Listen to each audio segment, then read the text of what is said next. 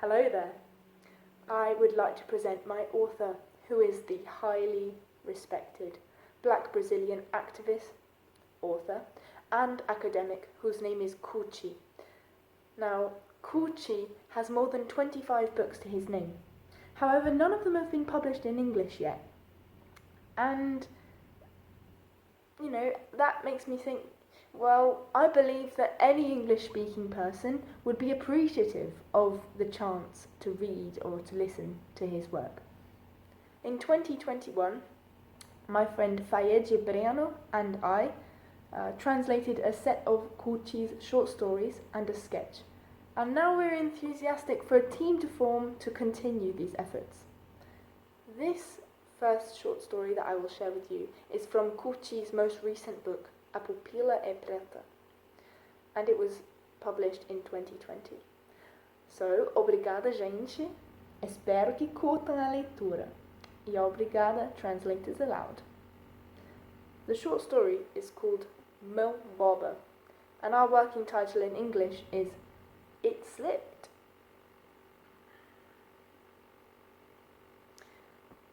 It slipped. Young Joanna was on her way to school, crossing the square. A guy who was out on a run passed a remark when he saw her, placed his hand on her bum, and carried on speeding up. She screamed swear words at him the exact moment that the school security watch car was driving by with 2 policewomen inside. After being handcuffed and beaten a couple of times for trying to break free, the white guy began to think that walking under the ladder as he had done before leaving the house was no mere superstition, for his fate that morning had been inescapable, and thus certified his encounter with 3 black women who would scheme against him all at once. Now, edited excerpts from a story that features in Cuti's large collection called Contos Crespos from 2008. The narrator is a black man who recounts trying to fill the void from a broken relationship that he had with a woman who he really loves, called Zulmira. The story is called Entreato, in English, interval. It begins. Wrapped in the morning light,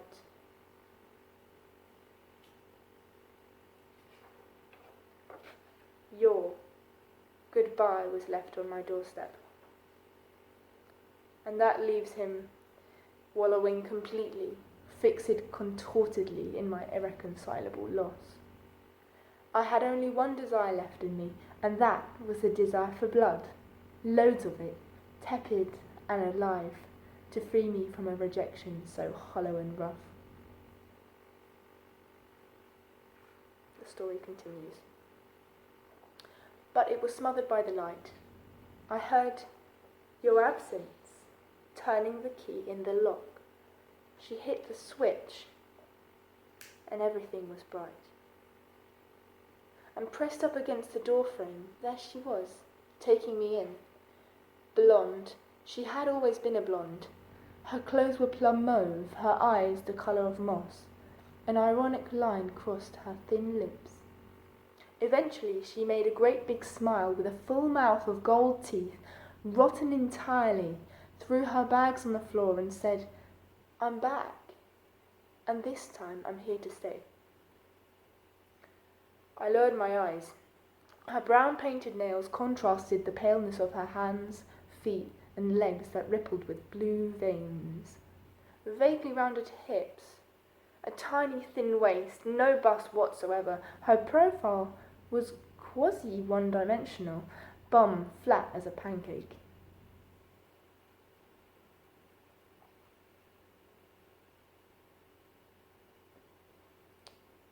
One day, your absence decided she would host a party, and I went along with it just to avoid more problems. She got all clingy and attached, giving me baby this and honey that. During the week, she treated me like her boyfriend, in the evenings as her fiancé, and on the night itself, her dearest, darling husband. Her guests, but I had long divorced myself from friendships, were a bunch of sad alcoholics. all white. They sang samba ballads about broken hearts all night long. Towards me they were respectful, especially while we're filling my glass, and I received lots of compliments about my white soul. I stayed drinking with them until dawn. There were 13 of us in total at that pate party of sardines and gin. But I don't know what time they left, as I'd gone to throw up the last of what was in me in the bathroom and lost all sense of time. When I came back, no one was in the room. Your absence was masturbating in the kitchen and eating the leftover pate. She alternated between chewing and taking long drags on a filterless cigarette. I watched from the doorway, overcome with violent impulses.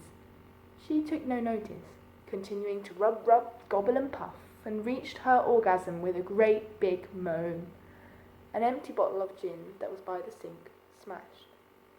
Your absence frothed at the mouth and commented with sarcasm, "Why don't you come, you big black motherfucker?"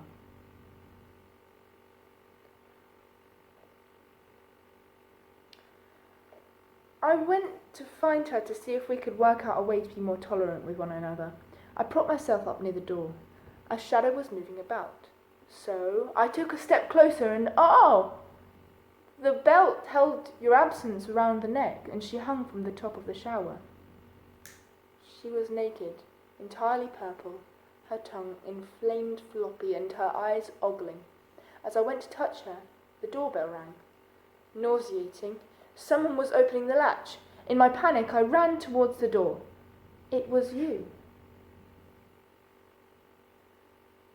And, in between those lips, a smile as soft as the purest ivory. Those eyes, two black suns radiating the aurora of energy that was the other half to mine.